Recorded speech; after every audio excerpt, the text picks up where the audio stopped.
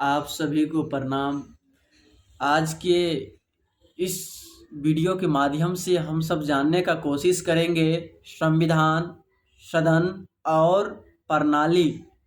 जो मुझे सुनेंगे, जो मुझे देखेंगे, उनसे आग्रह है, उनसे विनती है, उनसे निवेदन है कि शुरू से लेकर अंत तक देखें, आप बिना स्किप किए हुए। अगर आप स्किप करते हैं तो आपको समझने में कहीं न कहीं परेशानी होंगे और रुकावट भी आएगी। इसलिए समय नहीं लेते हुए चलिए हम शुरू करते हैं। 26 जनवरी 1949 को संविधान बनकर तैयार हुआ, जो कि 2 वर्ष 11 माह 18 दिन लगा। 26 जनवरी 1950 को संविधान लागू किया गया। तब से लेकर आज तक सभी नागरिक को संविधान के दायरे में रहना पसंद ही नहीं, उनका कर्तव्य बन गया है और रहना भी चाहता है। लेकिन कुछ नागरिक के मस्तिष्क के अंदर, उनके दिल और आत्मा में कुछ सवाल बन बैठे हैं। चलिए हम जानते हैं, इस सवाल के माध्यम से ही हम संविधान और प्रणाली और संसद के तीनों रूप को समझाने का कोशिश करेंगे। चलिए हम शुरू करते हैं। जी हाँ, आप क्या मानते हैं मुझे पता नहीं। पहले आपको मानने और समझने से पहले यह बात समझ लेना आवश्यक है और अत्यंत जरूरी है। हिंदुस्तान के मुख्य 3 प्रणाली, सर्वोच्च उच्च न्यायालय, जिला स्तरीय न्यायालय के प्रांगण में जो स्त्री की प्रतिमा बनी हुई होती है, उनके आंखों में काली पट्टी बांधी हुई होती है, वह क्या दर्शाने का कोशिश करता है? वह यह दर्शाने का कोशिश करता है कि मैं एक अंधी हूँ, मेरे सामने कौन है मुझे नहीं दिखाई पड़ता है, कौन उच्च है, कौन नीच है, कौन शक्तिशाली आर्थिक रूप से है, कौन आर्थिक रूप से कमजोर है, कौन लड़का है, कौन लड़की है, कौन स्त्री है, कौन पुरुष है, कौन काला है, कौन उजला है। क्योंकि मैं अंधी हूँ, मैं नहीं जानता हूँ, इसलिए सबके लिए कानून समान है, सबके लिए समान अधिकार भी है। चलिए हम कुछ अनुच्छेद से जानते हैं। अनुच्छेद 14 यह बताने का कोशिश करता है कि किसी भी व्यक्ति को कोई भी विशेषाधिकार कोई भी कानून नहीं देता है। सबके लिए समान कानून है, सबके लिए समान अधिकार है। अनुच्छेद 15 यह बताने का कोशिश करता है कि अमीर गरीब, उच्च नीच, स्त्री पुरुष, काला गोरा, किसी भी प्रकार के भेदभाव नहीं होंगे। बिना भेदभाव किए हुए व्यवस्था को बनाने का कायम करेंगे और बनाकर रखेंगे। यह अनुच्छेद 15 दर्शाते हैं। अनुच्छेद 21 यह बताने का कोशिश करता है कि किसी भी व्यक्ति के निजी जीवन में कोई हस्तक्षेप नहीं कर सकता है।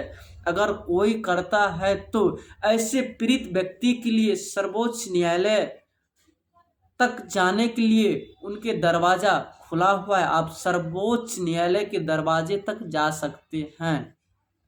साथ ही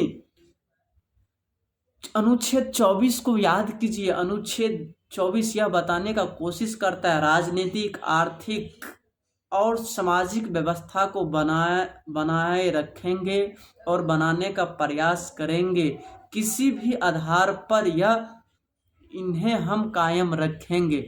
अगर फिर भी आप सबको लगता है कि आर्थिक आधार पर न्याय प्रणाली या यह सदन लोगों के साथ भेदभाव करती है, तो यह आपको जानना जरूरी है और अत्यंत आवश्यक है।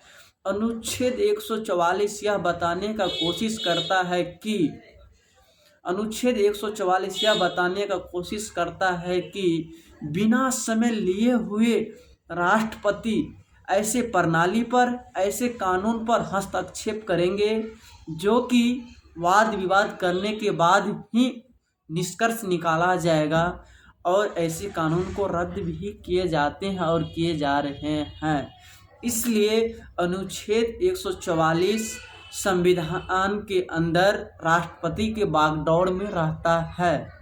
वह किसी भी भारत के प्रणाली से वाद विवाद किसी भी कानून पर किसी भी समय करने के लिए तैयार रहते हैं। चलिए हम कुछ उदाहरण के साथ समझते हैं जो आप लोग का मानना है कि नहीं, अभी भी आर्थिक आधार पर लोगों के साथ इस सदन और भारत की प्रणाली मतभेद करता है। लेकिन चलिए हम कुछ उदाहरण के साथ समझते हैं, ऐसा कुछ नहीं है। 2010 में पीसी चिदम्बरम जी जब गृह मंत्री थे तो अमित शाह जी जेल गए थे, जो कांग्रेस के तभी वह क्या थे, गृह मंत्री थे। आज अमित शाह जी गृह मंत्री हैं तो पी चिदम्बरम जी जेल में हैं। और आपको याद होना चाहिए 3 अक्टूबर 2013 में लालू यादव जी को 5 साल की सज़ा और 25 लाख की जुर्माना हुआ था, जो कि हाल फिलहाल में ही लालू यादव जी इस सज़ा को काटकर बाहर निकले हैं। इसलिए हम सभी नागरिक को अपने संविधान के ऊपर, किसी भी सदन के ऊपर, चाहे इस सदन के ऊपर या आने वाले किसी भी सदन के ऊपर, उन्हें भरोसा करना चाहिए, उन्हें विश्वास करना चाहिए, क्योंकि संविधान के सभी अनुच्छेद बार बार याद दिलाता है और संविधान को जीवित रखने के प्रयत्न हमारे प्रस्तावना करते हैं।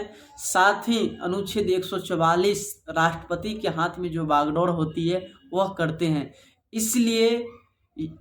इसलिए अंततः निष्कर्ष यही निकलता है कि कोई भी सदन किसी भी आर्थिक आधार पर किसी भी नागरिक को भेदभाव नहीं करता है और नहीं करने के लिए देता है, क्योंकि उनके ऊपर संविधान है, संविधान के ऊपर अनुच्छेद है, अनुच्छेद के ऊपर राष्ट्रपति हैं।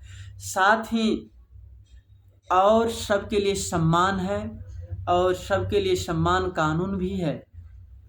और हम सब 133 करोड़ जनताओं को अपने संविधान के ऊपर, अपने न्याय प्रणाली के ऊपर भरोसा रखना अत्यंत आवश्यक है, क्योंकि हम इस वीडियो के माध्यम से आपको परिपूर्ण रूप से समझाए। अगर आप समझ नहीं पाए तो फिर कमेंट करिए, या आपको लगता है कुछ छूट गया तो कमेंट करिए, उसमें लिखिए, हम आपके ऊपर संशोधन करके फिर वीडियो बनाएंगे या क्लास करेंगे। अंततः आपको पुनः प्रणाम।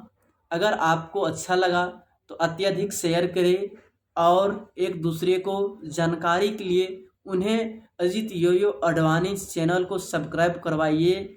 और बहुत जल्द ही निःशुल्क शिक्षा देने के लिए जा रहा है, जो कि 6ठी क्लास से लेकर पाठन तक पठन पाठन प्रतिक्रिया होगी। कई अन्य फैकल्टी के द्वारा यह चैनल के माध्यम से पढ़ाया जाएगा। धन्यवाद आप सभी को।